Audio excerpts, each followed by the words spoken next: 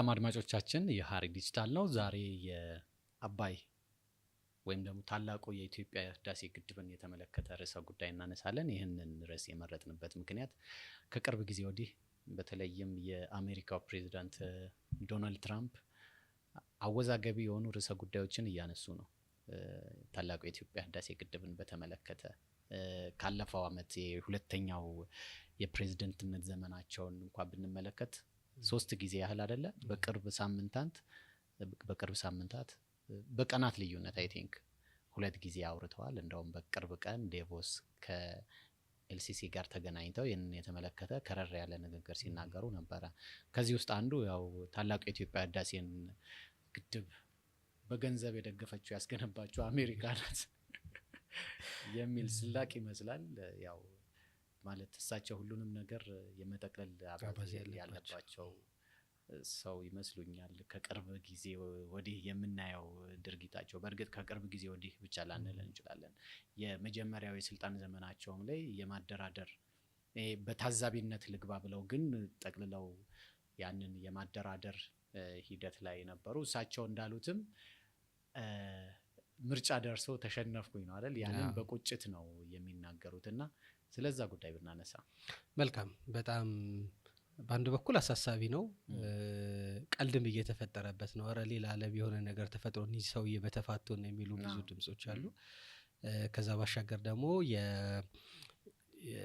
በኮሙኒኬሽን ሚኒስቴር ካልሆነ በስተቀር በከፍተኛ መሪ ደረጃ ወይ ደግሞ በሳቸው ደረጃ አቻ በሆነ የመንግስት ምላሽ እስካሁን ያልተሰጠበት መሆኑ ነገሩ የበለጠ አሳሳቢም አወዛጋቢነቱም እንደቀጠለ እንዲሆን አድርጎታል።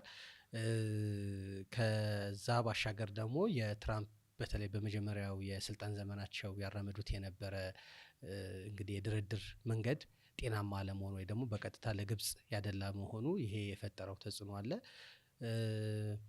ሌላው ደግሞ ያው የህዳሴ ግድብ ተገንብቶ ተመርቆ ስራ የጀመረ ቢሆንም ነገሩ ካለቀም በኋላ ያላለቀ የቤት ስራ መኖራቸውንም አንዱ የነገሩ አሳሳቢነት ቀጠለ ይሆናል። ሁለተኛ ደግሞ ከዶናልድ ትራምፕ ባህሪ የሚመነጩ አስቸጋሪ ነገሮች አሉ።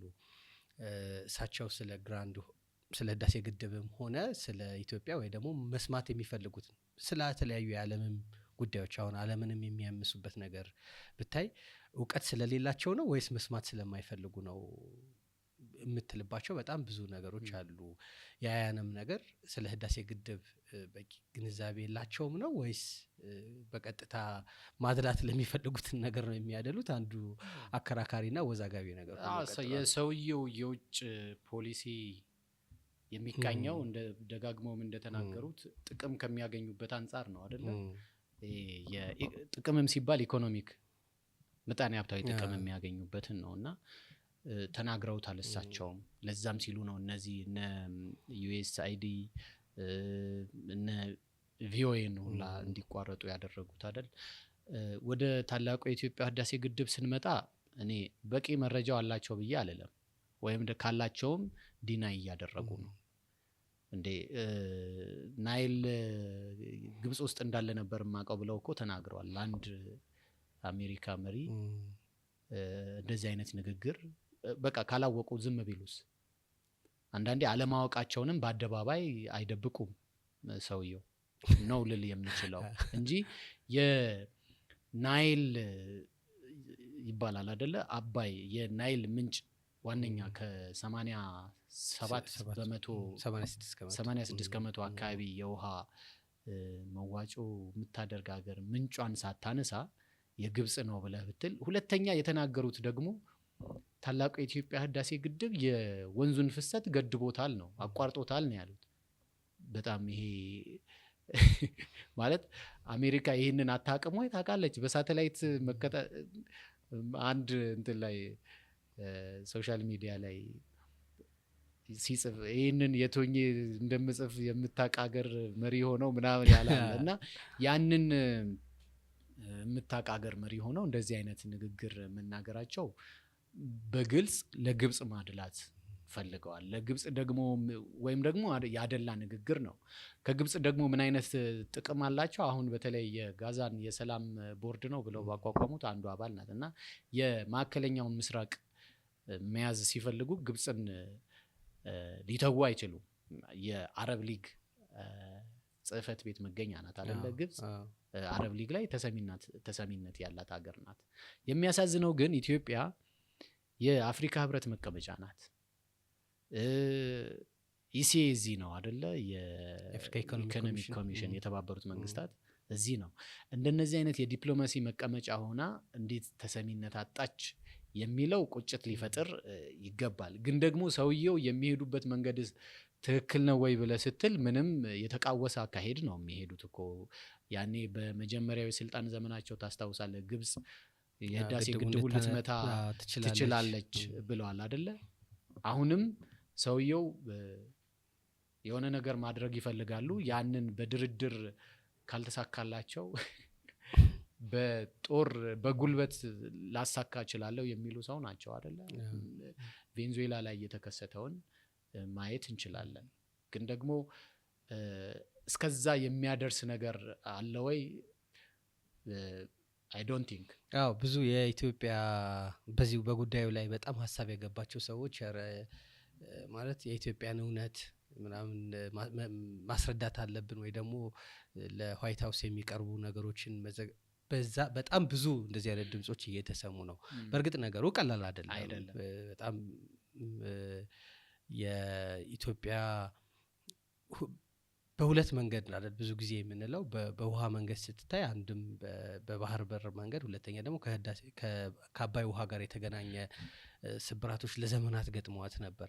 ይሄን የግራንድ ጉዳይ ሲፈታ አንዱ ነገር ወደ ዓለም ፖለቲካ ውስጥ እንድትቀላቀል ሊያደርጋት የሚችለው ነገር ይሄ የአባይ ውሃ ጋር የተያያዘ ነገር ነውና ይሄንንም አሁንም ለመያዝ በተለይ ደግሞ አስገዳጅ የሆነ የውሃ ክፍፍል ፖሊሲ ውስጥ እንድትገባ የማድረግ ትልቅ የግብጽ የቆየ ፍላጎት አለ። ያንን ለማሳካት በጋሽ ትራምፕ በኩል ጥረት እየተደረገ ይመስለኛል።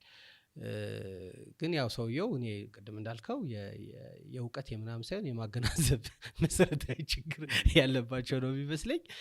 እውነቱንም እንደዚህ ብዙ የጠፋቸው አይመስለኝም። ሁለተኛ ደግሞ እኔ እሳቸው ከሚከተሉት የዓለም የፖለቲካ ስርዓት ወይ ይዘውት የመጡትንም የማይንድ ሴት ሆነ የሀገር የሚመሩበት መንገድ ስታይ በጣም አሁን በኢትዮጵያ የውጭ ጉዳይ ሚኒስቴር ወይ ደግሞ በኢትዮጵያ ጠቅላይ ሚኒስትር በኩል የሚሰጣቸው መልሰው ሀገርን ለማጥቃት ይጠቀሙበት ይሆናል እንጂ የሆነ ነገር ካመኑ ሌሎች ዓለማት ላይ ያደረጉት በጣም ከአሜሪካ ነባር የሆነ የዲፕሎማሲ የኢኮኖሚ ትስስር ያላቸው ሀገራትን ሁኔታ ስታይ በግል ስልካቸው የተጻጻፉትን ሜሴጅ አውጥቶ እስከ ማሳየት የሀገራትን መሪ ቆንጥሮ እስከ መውሰድ በሀገራት ላይ ቀጥታ የሆነ ጥቃት የመፈጸም ሀገርን የመውረጥ ይሄ ኢምፔሪያሊስት የሆነን አካሄድን የሚከተሉ ሰው ስለሆኑ በአንድ በኩል ዝምታም ጥሩ የዲፕሎማሲ መልስ ሊሆን የሚያስችል በጣም የተደራጀ ነገር ባይሆንም ብዙ ትክክል ላይሆን ይችላል። ግን እኔ እንደዛ እያሰብኩኝ ነበርና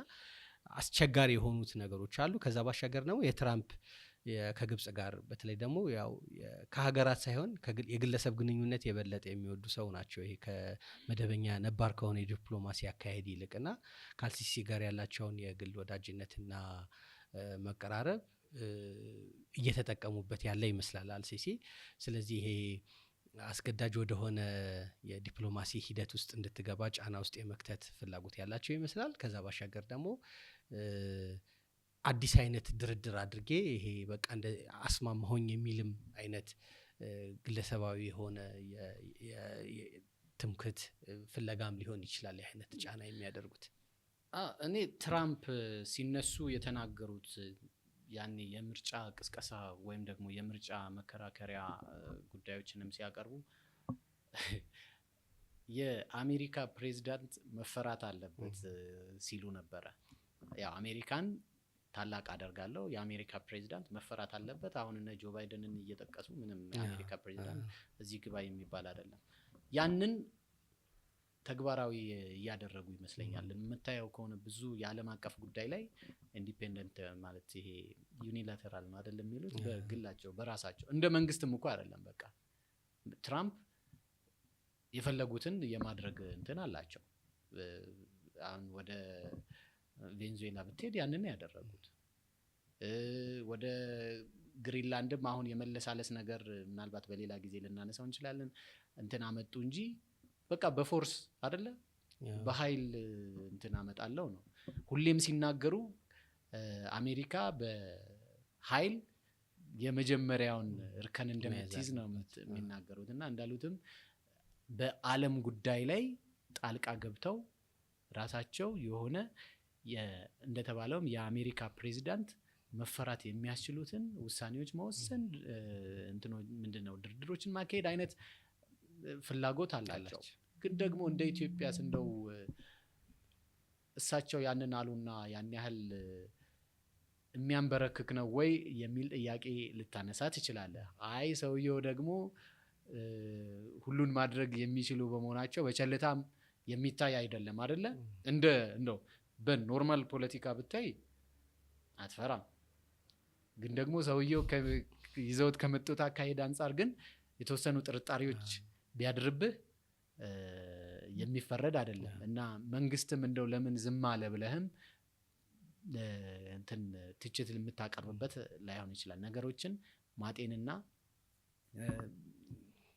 ተገቢ የሆነ ፖለቲካዊ መፍትሄ መውሰድ ይገባልና እንደው ድርድር ከተባለ ኢትዮጵያ እንደ ቀድሞ ሸብረክ የምትልበት አይደለም ብዬ አምናለሁ ምክንያቱም መንግስትም ደጋግሞ እንዳነሳው ታላቁ የኢትዮጵያ ህዳሴ ግድብ የመደራደር አቅምህን ከፍ ያደርግልሃል ስለዚህ ግብጽ በታላቁ የኢትዮጵያ ህዳሴ ግድብ በኩል ተጽዕኖ ደርሶብኛል ምናምን እንደዚህ የምትላቸው ነገሮች ካሉ ባለሙያዎች አይደለ እንደው ዝም ብለህ ስላልክ ሳይሆን ሪሊ ያ ተጽዕኖ አለ ወይ መሬት ላይ ኦኬ ከታላቁ የኢትዮጵያ ህዳሴ ግድብ ምንድነው የምትፈልገው ሰጥቶ መቀበል የሚኖር ነገር ካለ ዘን ቀይ ባህር ላይ ኢትዮጵያ ፍላጎት አላት አይደለ አዎ ልልህ ነበር እሱም መደራደር አቅም ከፍ አለ ማለት ያ ማለት ነው የህዳሴ ግድብ ኦልሬዲ ያለቀ ፕሮጀክት ነው ስለዚህ እሱ ላይ ሰተህ በምትቀበለው ድርድር በእርግጠኝነት የሌሎች ከቀይ ባህር ጋር የተገናኙና ከኢትዮጵያ ሉዓላዊነት ጋር ጥያቄ ጋር የተገናኙ ከዛ ባሻገር ደግሞ ያው ትራምፕ ያላቸው የሆነ አንድ እንትን አለ በራሳቸው መንገድ ችግርን የመፍታት ስምምነት የማድረግ በጥሩም በበጎም አቅም አላቸው ለምሳሌ ከዚህ ጋር ቀጥታ ባያያዝም የቲክቶክ ካምፓኒ ከአሜሪካ ለማገድ ያደረጉበትን መንገድ ችግሩን የፈቱበት መንገድ ለአሜሪካ ጥቅም እንዲህ የማድረግ አቅም ያላቸው አሉ በእርግጥ የቲክቶክን እንኳን ካሰብን በዶናልድ በማናቸው በጆ ባይደን ጊዜም የአሜሪካ ንብረት እንዲሆን ነበር እኔ ጆ ባይደን ያንን ያረጉታል ለምለት አለ ለአሜሪካ እንዲሸጥ ነበር እንትን ያለው አሁን ግን ምንድነው የተደረገው ያው በሼር ነው አይደል በሽርክና ነው የቲክቶክ ባለቤትም ያለበት ያንን ያላደረጉት ትራምፕ ለምንድነው ብዙ ጊዜም ሲያነሱት ነበር ያው የፖለቲካ ተጽዕኖ መፍጠር እንዲችሉ ካደረጓቸው ካምፓኒዎች ወይም ድርጅቶች ኩባንያዎች መካከል ቲክቶክ ብዙ ወጣቶችን አድሬስ እንዳደርግ ረድቶኛል የሚል እምነት አላቸው እና ብዙም አሜሪካውያን እንዲሄድባቸው አይፈልጉም ነበር ስለዚህ የደህንነት የተባለው ጋፕ የሼር ሆልደሮችን በማስገባት ሊዘጋ ይችላል ይዘጉታል ነው ወዳ እና ይሄ አይነት የድርድር መንፈሶች አላቸው ከዛ ይሄ ታሪካዊ ስምምነት ለማምጣት በሳቸው መንገድ በሳቸው ሌጋሲ መንገድ ያንን ለማድረግ ይጠቀሙበታል ብዙ አሳሳቢ ነገሮች ቢኖሩትም ለምሳሌ የፋይናንስ ግድቡ በኢትዮጵያ አቅም እንደተገነባ ነው የምናውቀው ለዚህ በተለያየ መንገድ ግልጽ መልስ መስጠት ለአሜሪካ ጠቃሚ ሊሆን ይችላል አልሰሙም እንጂ እኮ ተሰጥቷቸዋል ማለት ለመጀመሪያ ጊዜ ሲናገሩ እኮ ታስታውስ ከሆነ ቀድሞ ያው የተከፈለው ምናልባት በዩኤስ ዶላር ስለሆነ ያው ዶላሩ የኛ ነው ካላለ በስተቀር ቀድሞ መረጃውን የሰጠው የህዳሴ ታላቁ የኢትዮጵያ ህዳሴ ግድብ ማስተባበሪያ ጽሕፈት ቤት ነበር በኢትዮጵያውያን ገንዘብ ተገንብቷል ብሎ መግለጫ ሰጠ ቆየት ብሎ ደግሞ ኮሚኒኬሽን አገልግሎት የተሰጠ መሰለኝ አይ ቲንክ የዛ ሰሞን ምን ርዕሰ ጉዳዩ ምን እንደሆነ ባላቅም በኢትዮጵያ የአሜሪካ አምባሳደር ኤርቪን መሲንጋ ከውጭ ጉዳይ ሚኒስትር ዴታ ጋር ውጭ ጉዳይ ሚኒስቴር ተጠርተው ተጠርተው ሊሆን ይችላል። አይ ቲንክ ተጠርተው ሊሆን ያው ከመጋረጃ ጀርባ ምን እየተካሄደ ሊሆን ይችላል። ርዕሰ ጉዳዩ የታላቁ የኢትዮጵያ ህዳሴ ግድብ ነበረ ወይ አልነበረም የማውቀው ነገር። አሁን በቅርቡም ምክትል ውጭ ጉዳይ ሚኒስትር የአሜሪካው ይመጣሉ ተብሎ በዚህ በቀጠናው ዙሪያ አካባቢ እንደሚመጡ ይጠበቃል። ምን እየተካሄደ እንደሆነ ዶናልድ ትራምፕ ምን እያሰቡ እንደሆነ ብዙ ይሄ ቀጠናው በጣም የተተረማመሰና በጣም ተገማች ያሉት ነገሮች ብዙ ያሉበት አካባቢ በመሆኑ ምን ሊከሰት እንደሚችል እሳቸው ለምን እንደዛ እንደሚሉ የታወቀ ነው። ግን የፋይናንስ የተፈጥሮ አጠቃቀም የተፈጥሮ ሀብት አጠቃቀም የተፈጥሮ ፍሰቱን ለምሳሌ የህዳሴ ግድብ ቅድም እንዳልከው ነው ውሃ አመንጭቶ የሚለቀቅ የሆነ ኃይል ነው። እንደ ግብጽ ግን ያው ካሳ ይሰጠን ምናምን ብለዋል አይደል ባለፈ። ይሄ ሁሉ ነገሮች እግር በእግር መልስ መስጠት፣ የአክቲቪዝም ስራ መስራት፣ በኢንተርናሽናል ደረጃ መስራት እነዚህ ነገሮች የጨዋታው ህግ ሊሆኑ ይችላሉ። ግን ብዙ የተሰራበት አይመስለኝም። ከዛ የኢትዮጵያ መብትም በተለያየ መንገድን ማሳየት ማሳወቅም ጥሩ ነው። ቅድም እንደተባለው 86% የውሃ ኃይል ፍሰቱን የምታመነጭ የአፈር ውሃ ሌሎችንም ነገሮችን ወደ ለግርጌ ሀገራትን የምታዋጣ ሀገር በዚህ ደረጃ መብትንም የሚገፋበት መንገድ ማለት ለኢትዮጵያ ማን ነው የሚናገረው? መቼም ይሄ ነገሮችም ከሶቨርኒቲ ከሉዓላዊነት ጋር የሚገናኙ ነገሮች ስለሆኑ ከዲፕሎማሲ ብቻ ደረቅ ፖለቲካውንም ብቻ ሳይሆን ከሀገራዊ ክብርም ጋር የሚገናኙ ነገሮች ስለሆነ የዜጎችንም ክብር መጠበቅም ስለሆነ አንዳንድ ጉዳዮች ላይ ተገቢ መልስ መስጠት ጥሩ ይመስለኛል። እኔ እኮ የዚች ዓለም ኢፍትሐዊነት ኦኬ የዓለም ላንል እንችላለን። አሁን ዶናልድ ትራምፕ የሚያነሱት ርዕሰ ጉዳይ በታላቁ የኢትዮጵያ ህዳሴ ግድብ እሳቸው የሀገራቸውን የምጣኔ ሀብት ወይም የኢኮኖሚ ሉዓላዊነት ለማረጋገጥ እስከ ቬንዙዌላ ሄደው የሀገሪቱን ፕሬዚዳንት አስረው ነዳጅ ተረሱ አይደል እሳቸው ተረሱ እና ያ የቬንዙዌላ ነዳጅ ከስንት ከ30 እስከ 50 ቢሊዮን ዶላር የሚገመት ነው አይደለ? ቢሊዮን በቃ ነዳጅ ፍለጋ አይደለ? ወደ ግሪንላንድ የሚሄዱበት ምንም በኔ አረዳድ በቃ ሚኔራል ፍለጋ ማዕድን ፍለጋ ነው።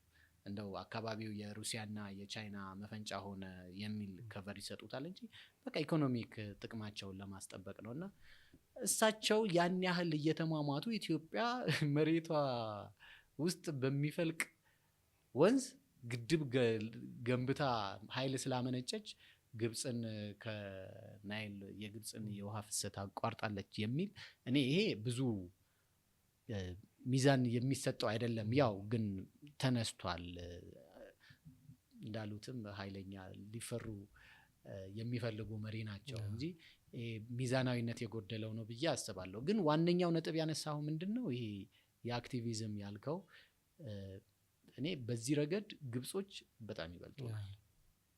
እንደው ይሄ በተለያዩ ተቋማት ያሏቸው ዲፕሎማቶች በዓለም አቀፍ ተቋማት ያሏቸው ምሁራን የሚለውን እንተውና መገናኛ ብዙሃን ያው ከመገናኛ ብዙሃን እንትን ልንወጣ አንችልም። እኔ ብዙ ጊዜ ይመለከትና ይገርመኛል እነ አራም ኦንላይን ኢጂፕት ዴይሊ የሚባሉ ኦንላይን ጋዜጦች አሉ። እዛ ላይ በየሳምንቱ የናይልን ርዕሰ ጉዳይ ታያለ። ሌላውን ኢትዮጵያ ውስጥ የመሬት መንቀጥቀጥ በተፈጠረ ቁጥር ከታላቁ የኢትዮጵያ ህዳሴ ግድብ ጋር አገናኝተው ነው የሚጽፉት። የ600 የ500 ኪሎ ሜትር ልዩነት ይኖራል። ብዙ ጊዜ የመሬት መንቀጥቀጥ ያው አፋር ክልል አካባቢና አዋሽ ኤርታሌ እንኳን አይደለም እዚህ አዋሽ አካባቢ ሲነሳ ነበረ። የተለያዩ ጊዜ ወደ ትግራይ ክልልም ተነስቷልና የመሬት መንቀጥቀጥ በተነሳ ቁጥር አያይዘው ይጽፋሉ። ለኢትዮጵያ ታላቁ ለኢትዮጵያ ህዳሴ ግድብ አደጋ ነው እያሉ ማለት ነውና ያ ከምን የመነጨ ነው? እንደተባለውም ስለ ናይል ወንዝ ወይም የአባይ ወንዝ ይገደናል ብለው በትኩረት ይከታተሉታል ማለት ነው። ወደኛ ስትመጣስ በቃ እንደዚህ አይነት መንገራገጮች ሲኖሩ ነው የመንግስት መስሪያ ቤቶችም ጠርተው መግለጫ የሚሰጡት። በሌላ ጊዜ እኮ ስለዛ ጉዳይ ብትጠይቃቸው በራቸውን ይዘጉባል። ግን ኮንቲኒየስ የሆነ አድቮኬሲ ግሩፕ መኖር መቻል አለበት ብዬ አምናለሁ። አንዳንዴ አለመታደል ይመስለኛል 2012 ታስታውሳለሁ የኢትዮጵያ ሳይንስ አካዳሚ የተለያዩ ምሁራንን ሰብስቦ መግለጫ ሰጥቷል። ታላቁ የኢትዮጵያ ህዳሴ ግድብን በተመለከተ እነ ፕሮፌሰር ባህሩ ዘውዴ ከትላንት በስቲያ ያረፉት የአዲስ አበባ ዩኒቨርሲቲ ፕሮፌሰር የስነ ምድር እና የውሃ ባለሙያው ማናቸው ጤና አለም ፕሮፌሰር ጤና አለም እነ ነፍሳቸውን ይማር የህግ ዓለም አቀፍ ህግ ባለሙያው ዶክተር ደረጀ እነ ፕሮፌሰር ጽጌ ገብረ ማርያም የተለያዩ ስኮላሮች ከውሃ ሀብት ከስነ ምድር ከምናምን ይሄ ግብጾች የሚያነሱት ከመሬት መንቀጥቀጥ ጋር በተገናኘ መግለጫ ሰጥተው አስታውሳለሁ። ይሄ ከታሪክ አንጻር ያ መቀጠል ነበረበት ብዬ አምናለሁ። እንደነዚህ አይነት ሰዎች የመገናኛ ብዙሃን ላይ እንዲደመጡ ድጋፍ መደረግ መቻል ነበረበት ብዬ አስባለሁ። ያኔ እንደ በጣም የከረረ ጊዜ ስለነበረ ነው ምሁራን እንደዛ ያደረጉት። የኢትዮጵያ ሳይንስ አካዳሚ ያንን ማስቀጠል ቢችል በእርግጥ ብዙ ውይይቶችን ያደርጋል። ግን ደግሞ እንደነዚህ አይነት አገራዊ ጉዳዮች ላይ የምሁራንን እያሰባሰበ ምን ይላሉ መገናኛ ብዙሃንም ለእንደዚህ አይነት ብዙ እናያችለን እኮ አይደል መገናኛ ብዙሃን ላይ የሞላው ነገር ለእንደነዚህ አይነት ነገር ሽፋን ቢሰጡ ህዝቡ መንቃት ይችላል። መንግስትም ስለ ጉዳዩ ምን ያህል መስራት እንዳለበት ትኩረት አክቹአሊ መንግስት ከመጋረጃ ጀርባ ሊሰራ ይችላል፣ ግን ህዝቡ ማወቅ መቻል አለበት። ህዝቡ ልክ መገናኛ ብዙሃን እዛ ለምንድን ነው ያን ያህል ትኩረት ሰጥተው የሚሰሩት? የህዝቡ ጉዳይ ስለሆነ ነው። እኛ ሀገር የህዝቡ ጉዳይ ስላልሆነ አይደለም አይደለ? ግን አጀንዳ በተፈጠረልን ቁጥር ብቻ ለምን እንጮሃለን? ሁሌም ስለዛ ይሄ በተለይ አገራዊ ብሔራዊ ጉዳይ ነው የምትላቸው ነገሮች ላይ ሁሌም ያለ እረፍት መሰራት መቻል አለበት። ሌላው የሚያስቆጨኝ ያኔ 2012 ይመስለኛል አሁን ሳይንስና ከፍተኛ ትምህርት ሚኒስቴር ይባል ነበረ። ፕሮፌሰር ሂሩት የሚመሩት ሚኒስትሪ ነበረ። አሁን ያኔ ታስታውስ ከሆነ የአጠቃላይ የትምህርት ፍኖተ ካርታ ተዘጋጅቶ አጠቃላይ ትምህርትና ከፍተኛ ትምህርት መለየት አለበት፣ በሁለት ሚኒስትሪ መመራት አለበት ተብሎ የሳይንስና ከፍተኛ ትምህርት ሚኒስቴር ተብሎ ለብቻው ወጥቶ ነበር። ፕሮፌሰር ሂሩት ነበር የሚመሩት እና ያኔ የአሜሪካ ብላክ ሜርስ ኮከስ ነው ምናምን የሚባል ወደዚህ የመጡ ጊዜ ነው ሳይመጡ በዙም አይ ቲንክ አስተባባሪው ያኔ ዶክተር ዮናስ ብሩ ነበሩ። ሸራተን ነበረ የተካሄደው፣ በኦንላይን ነበር የሚካሄደው እና ያኔ ያ አጠቃላይ የአባይን ጉዳይ እየተመለከተ እዛ ላሉ ጥቁሮች የማስረዳት ይሄ የዲፕሎማሲውን እንትን የማስፋት ነበር። አልዘለቅም። ብዙ ኦንላይን ፐብሊኬሽኖች እንዲኖሩ ነበር የታሰበው፣ ተቋረጠ። አለመታደል ነው። እንደነዚህ አይነት ነገሮችን ማስቀጠል ቢቻል ይሄ የሚወሰድብህን የፖለቲካ የዲፕሎማሲ የበላይነትን ባላንስ ማድረግ ይቻል ነበር ብዬ አምናለሁ። እና እንደነዚህ አይነት ነገሮች ቀላል ነገሮች አይደሉም። የብሔራዊ ጥቅም ጉዳይ ነው እና ቅድም ያልከው የአክቲቪዝም ስላልከኝ ነው እና ሁሌም አሁን የህዳሴ ግድብ በራሱ አጀንዳ ነው። በቃ በጣም የዘመናት አጀንዳ የሆነ ርዕሰ ጉዳይ ነው። በቃ ሰርቶ ማጠናቀቅ ትልቁ አጀንዳ ነው። ከዛ ባሻገር ግን ስለ ግድቡ የተሰጡ ነገሮች ሁሌም እኛ አጀንዳ መላሾች ነን እንጂ አጀንዳ ሴት የምናደርግ አገር አይደለንም። በጣም በዚህ በኩል 0-10 የምንለው አይነት ውጤት አሰጣጥ ነው ያለው ራንክ ብናደርግና ቅድም እንዳልከው በየቀኑ ለሚደረጉት ነገሮች የህዳሴ ግድብ ላይ እነሱ ሁሌም ዝግጁ ናቸው። ከዋናው ጠቅላይ ሚኒስትራቸው ማነው ፕሬዝዳንታቸው ጀምሮ እስከ የትኛውም ዜጋ እነሱ ስለሚሉት ናይል ዋና ጉዳይ ሆኖ ይሰራል።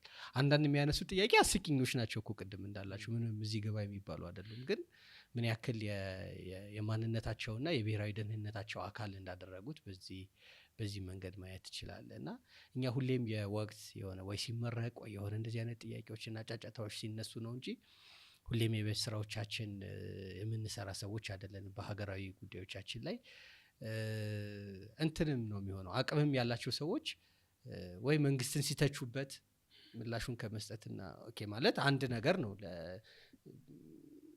ለሀገሪቱ መንግስት ነቃበል ብሎ እንትን ማለት አንዱ ሙያቸው አንዱ ስራቸው ሊሆን ይችላል። ከዛ ባሻገር ግን ከመሰረታዊ እንትኑ መራቅ የለም ማለት ብሔራዊ ጥቅምህን በሚመለከት የተደራደርክበት ወይ ደግሞ ለጠላት በር እየከፈትክ በሆነ መንገድ መሆን የለበትም የምታደርገውና ያያንም ነገር ነው የምታየውና ያው ብዙ ያልታደልነን በዚህ ጉዳይ ላይና በተለይ ሀገራዊ ጥቅም በመተላቸው ነገሮች ላይ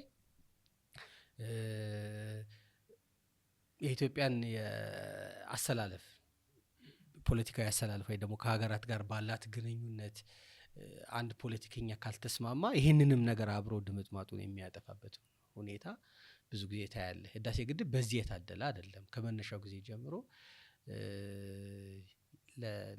ለሉዓላዊነታችን በር ማስጠበቂያ አልተጠቀምንበትም።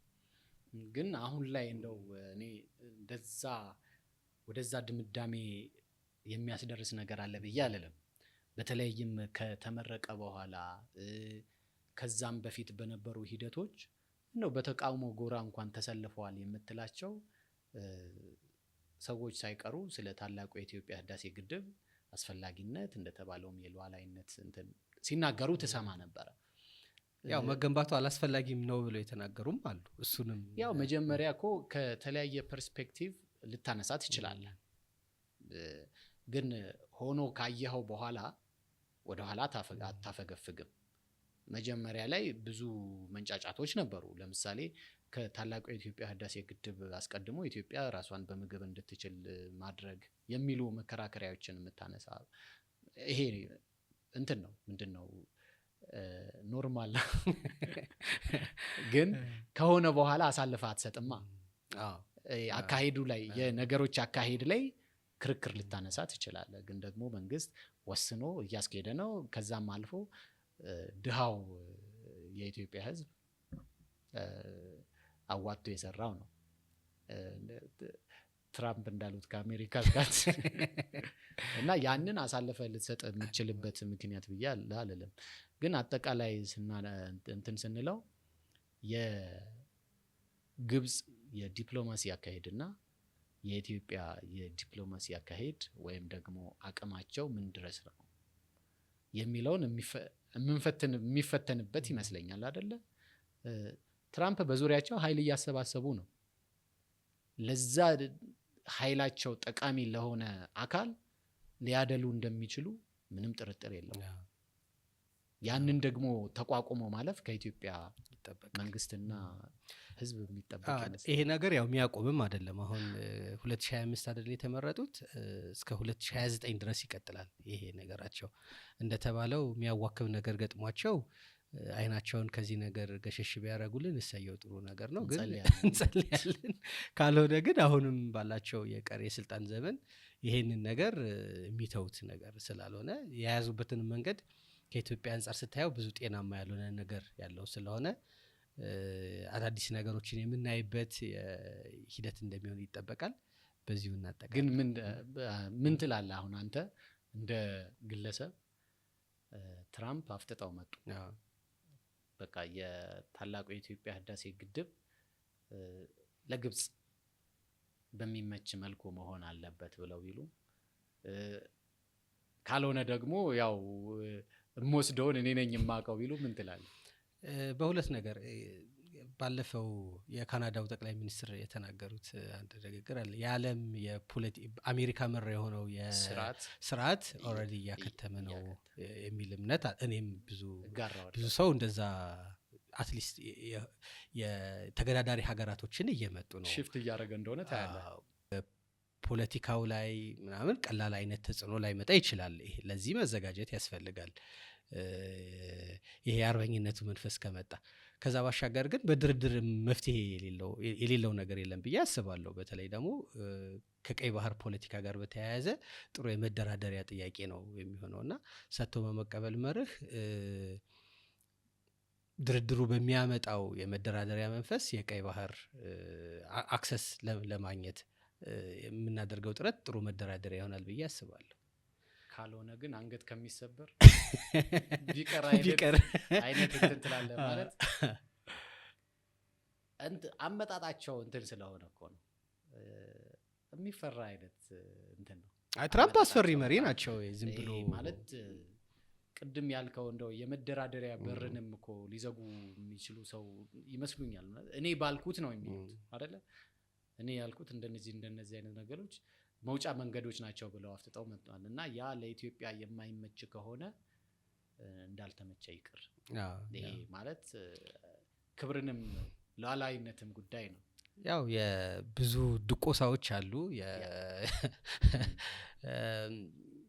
የእንትኖቹ ይሄ ምንድነው የሚጥሏቸው ጠባሳዎች በጣም ከፍተኛ ሊሆኑ እንደሚችሉ ይጠበቃል። ለዛ ዝግጁ መሆን አንድ ነገር ነው። ግን እኔ በድርድር መፍትሄ ይጠፋለታል ብዬ አስባለሁ እንትላለን አልልም። ግን ከሰውየው አንጻር ያንን ምቹ የድርድር ሀሳብ ያመጣሉ ወይ ብዬ ሳስብ፣ ምክንያቱም ያለፈው የድርድር ሂደት የስልጣን ዘመናቸውን የድርድር ሂደት ስላየን ለኢትዮጵያ ምቹ ይሆናል ብዬ አላምንም። ግን ደግሞ ኢትዮጵያም ደግሞ የግብፅን የሚያክል ግን ኢትዮጵያ ለአሜሪካ ጠቃሚ ሀገር ነች በቀጠናው። ይህንን ይገነዘባሉ ወይ? ሌላ አንጻራዊ ነው። ለምን መሰለ አሁን ከአመታት በፊት በነበረው የጂኦፖለቲካዊ ስርዓት ቢሆን ኖሮ ወይም ደግሞ ኢትዮጵያ በነበራት ተጽዕኖ ፈጣሪነት ሊሆን ይችላል። ያ ተጽዕኖ ፈጣሪነት ወይ ሌሎቹ ስላልተቀበሉት እንጂ አሁንም ተጽዕኖ ፈጣሪ አይደለችም እያልኩ አይደለም። አንተ በ60 ኪሎ ሜትር ከቀይ ባህር ርቀህ የቀይ ባህር ጉዳይ አይመለከትህም ሊሉህ አይችሉም ትራምፕ። ምክንያቱም እሳቸው ስንትና ስንት ኪሎ ሜትር ሄደው የሰው ውቅያኖስ አቋርጠው ይገባኛል እያሉ ነው። ግሪንላንድን መቆጣጠር አለብኝ የሚሉ ሰው ናቸው። ከደህንነት አንጻር ያነሱታል፣ ከኢኮኖሚም አንጻር። ስለዚህ ኢትዮጵያ ቀይ ባህር አካባቢ ብትል ምንድን ነው ኃጢአቱ? ሌላ ልታመጣለት አችልም። እና ያ ዊን ዊን የሆነ የመደራደሪያ ሀሳብ ሊያመጡ ይችላሉ፣ ግን አይመስለኝም። እስቲ እናያለን። እናመሰግናለን። የነበረን ቆይታ ይህንን ይመስል ነበር። የህዳሴ ግድብና ጋሽ ትራምፕ ያነሷቸውን ሀሳቦችን አንስተን ውይይት አድርገናል። ሼር፣ ሰብስክራይብ ማድረጋችሁን እንዳትወዝኑብን። በጉዳዩ ላይ ሌሎች ውይይቶችን፣ ሀሳቦችን እያነሳን እንቀጥላለን። እባካችሁ ሀሳብ አለን የምትሉ እየመጣችሁ እናውራ፣ ሀሳባችሁን ብታጋሩን እንወዳለን። እናመሰግናለን።